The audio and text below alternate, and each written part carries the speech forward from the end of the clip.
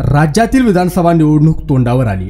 येत्या काळात कोणत्याही क्षणी निवडणूक जाहीर होण्याची शक्यता आहे। गेल्याच आठवड्यात निवडणूक आयोगाने 2 राज्यांच्या निवडणुका जाहीर केल्या, मात्र महाराष्ट्र विधानसभा निवडणूक जाहीर करण्यात आलेली नाही। राज्यातील निवडणूक दिवाळीनंतर होण्याची शक्यता आहे, त्यामुळे ऑक्टोबर महिन्यात निवडणुकीची घोषणा होऊ शकते। तत्पूर्वी राज्यात सध्याच्या घडीला निवडणूक झाली तर कोणाला किती जागा मिळतील, कोणाला किती टक्के मते मिळतील याबाबतचा नवीन सर्वे समोर आलाय। आगामी काळात होत असलेल्या निवडणुकीच्या रिंगणात महाविकास आघाडी, महायुती, मनसे आणि तिसऱ्या आघाडीची शक्यता आहे। त्यामुळे सर्व पक्ष निवडणूक लढवणार असल्यानं मतविभाजनाचा फटका कोणाला बसणार याची उत्सुकता लागली। नुकत्याच पार पडलेल्या लोकसभा निवडणुकीत राज्यात महाविकास आघाडीला घवघवीत यश मिळालं होतं, तर महायुतीला दारुण पराभव स्वीकारावा लागला होता। महाराष्ट्र विधानसभा निवडणूक महाविकास आघाडी विरुद्ध महायुती अशी होणार असली तरी राज्यातील वातावरण गेल्या काही दिवसांपासून महायुतीच्या विरोधात आहे। त्यामुळेच निवडणुका पुढे ढकलल्या जात आहे असा आरोप विरोधकांकडून केला जातोय।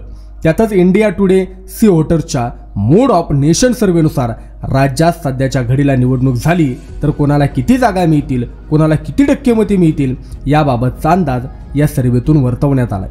या सर्वेनुसार महाविकास आघाडीला 150 ते 160 जागा मिळू शकतात, तर महायुती 120 ते 130 जागा मिळतील असा अंदाज आहे। मतांची टक्केवारी पाहिली असता महायुतीला 42% मते मिळू शकतात, तर महाविकास आघाडीला 44% मतं मिळू शकतील असा अंदाज आहे।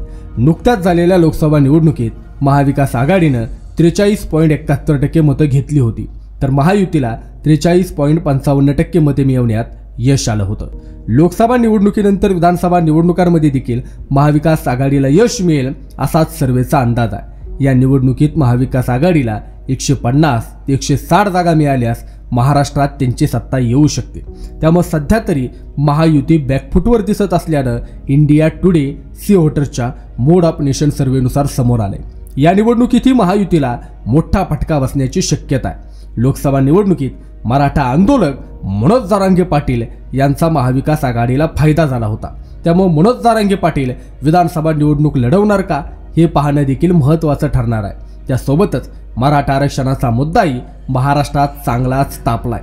त्याचा फटका कोणाला बसणार यावरही बरंच काही अवलंबून असणार आहे। विधानसभा निवडणूक राज ठाकरेंची महाराष्ट्र नवनिर्माण सेना स्वबळावर लढणार आहे, त्यांनी तयारी सुरू केली आहे। तर दुसऱ्या बाजूला शेतकरी नेते राजू शेट्टी, इम्ताईज जलील, प्रहारचे बच्चू कडू, रविकांत तुपकर यासोबतच स्वराज्याचे संभाजीराजे छत्रपती यासारख्या नेत्यांमध्ये देखील तिसऱ्या आघाडीची चर्चा सुरू आहे।